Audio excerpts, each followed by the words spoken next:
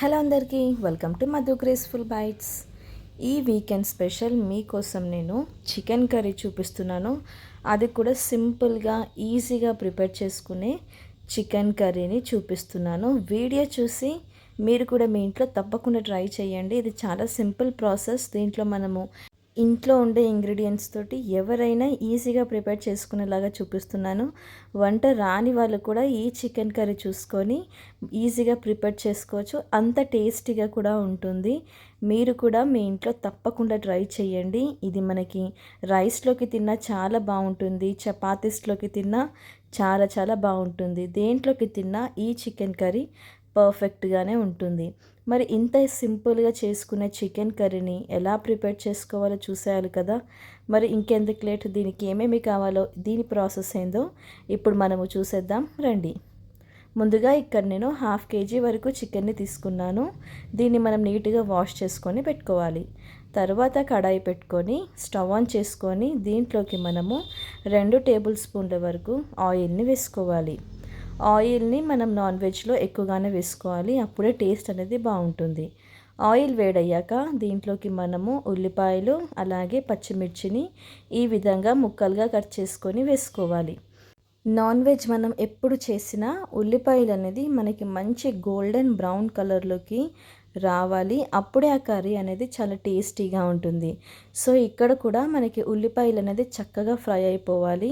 మంచి golden colour వచ్చేంత వరకు మనం medium to high flame adjust చేస్తూ దీన్ని మనము ఫ్రై చేసుకోవాలి. చూసారు కదా, ఇక్కడ మనకి మంచి గోల్డెన్ కలర్లోకి అయితే ఉల్లిపాయలు వచ్చేసాయి కదా. ఇప్పుడు దీంట్లోకి మనము ఫ్రెష్గా దంచి పెట్టుకున్న అల్లం వెల్లుల్లి పేస్ట్ని యాడ్ చేసుకోవాలి. నాన్ వెజెస్లో ఎప్పుడు మనం ఫ్రెష్ అల్లం వెల్లుల్లి పేస్ట్ వాడితే చాలా టేస్టీగా ఉంటుంది. ఆ కర్రీ టేస్ట్ అనేది చాలా చాలా బాగుంటుంది. ఇక్కడ నేను ఫ్రెష్గా దంచి పెట్టుకున్న అల్లం వెల్లుల్లి పేస్ట్ని యాడ్ చేసుకున్నాను. ఈ అల్లం వెల్లుల్లి పేస్ట్ వేసుకున్న తర్వాత మనం మీడియం ఫ్లేమ్ పెట్టుకొని దాన్ని పచ్చివాసన పోయేంత వరకు ఫ్రై చేసుకోవాలి. తర్వాత దీంట్లోకి మనము 2 మీడియం సైజ్ టమాటోస్ని ఈ విధంగా కట్ చేసుకొని వేసుకోవాలి. టమాటోస్ని వేసుకున్న తర్వాత మరొకసారి మనము బాగా మిక్స్ చేసుకోవాలి. మీడియం ఫ్లేమ్ పెట్టుకొని వీటిని మనము సాఫ్ట్గా అయ్యేంత వరకు కుక్ చేసుకోవాలి.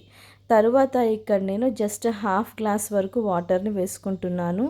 ఎందుకంటే ఇది మనకి అడుగు అంటుకోకుండా ఉండడానికి నేను ఇక్కడ కొద్దిగా వాటర్ని వేసుకుంటున్నాను.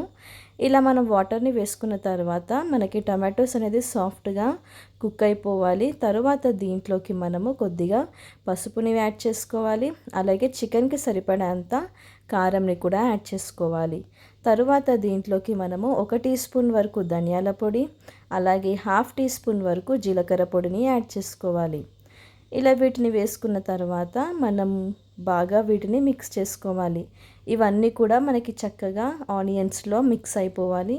ఒక మంచి గ్రేవీ కన్సిస్టెన్సీ దీనివల్లనే వస్తుంది మనకి.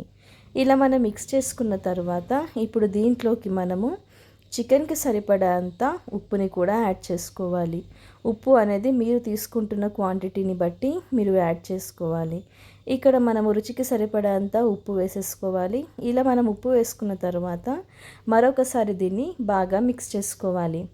ఈ విధంగా మనకి అన్నీ కూడా చక్కగా మిక్స్ అయిపోవాలి. ఇలా మిక్స్ చేసుకున్న తర్వాత ఒకసారి మనము చెక్ చేసుకోవాలి టమాటోస్ అన్నీ కూడా సాఫ్ట్గా కుక్ అయిందో లేదో. ఇక్కడ చూస్తున్నారు కదా, పర్ఫెక్ట్గా నాకైతే టమాటోస్ అన్నీ కూడా చక్కగా ఉడికిపోయాయి. ఇప్పుడు దీంట్లోకి మనము కొద్దిగా కరివేపాకుని కూడా యాడ్ చేసుకోవాలి. కరివేపాకుని వేసుకొని ఒకసారి మనము బాగా దీన్ని మిక్స్ చేసుకోవాలి. తర్వాత ఒకసారి మనము కంప్లీట్ లో ఫ్లేమ్లో పెట్టేసుకొని ఇప్పుడు దీంట్లోకి మనము ముందుగానే నీట్గా వాష్ చేసి పెట్టుకున్న చికెన్ని వేసేయాలి. మనము కంప్లీట్ లో ఫ్లేమ్ పెట్టుకొని చికెన్ని వేసుకోవాలి, లేదు అంటే మనకి మసాలా అంతా కూడా మాడిపోతుంది. సో లో ఫ్లేమ్ పెట్టేసుకొని నీట్గా కడిగి పెట్టుకున్న చికెన్ ముక్కలని వేసేసుకోవాలి. ఈ విధంగా చికెన్ని వేసేసుకొని ఇప్పుడు మనము మీడియం ఫ్లేమ్ పెట్టుకొని దీన్ని మనము బాగా మిక్స్ చేసుకోవాలి. మనం వేసుకున్న ఉప్పు కారం అన్నీ కూడా ఈ చికెన్ ముక్కలకి చక్కగా పట్టేసుకోవాలి. ఈ విధంగా వీటిని బాగా మిక్స్ చేసుకోవాలి. ఇలా మనం మీడియం ఫ్లేమ్ పెట్టుకొని మిక్స్ చేసుకున్న తర్వాత ఇక్కడ చికెన్లో నుంచి కూడా మనకి వాటర్ రిలీజ్ అవుతాయి కదా. సో మనము ఈ టైంలో దీంట్లోకి మనము కొద్దిగా పుదీనా ఆకులని వేసుకోవాలి. పుదీనా వేయటం వలన చికెన్ టేస్ట్ అనేది ఇంకింత బాగుంటుంది. మీరు కూడా తప్పకుండా పుదీనాని వేయండి, అస్సలు స్కిప్ చేయకండి. ఇలా మనం పుదీనా ఆకులని వేసుకున్న తర్వాత దీంట్లోకి మనము 1 టీ స్పూన్ వరకు చికెన్ మసాలాని వేసుకోవాలి. చికెన్ మసాలా వేసుకున్న తర్వాత ఇప్పుడు దీంట్లోకి మనము చికెన్ మనకి ఉడికిపోవాలి కాబట్టి మనకి గ్రేవీకి సరిపడంత వాటర్ని యాడ్ చేసుకోవాలి.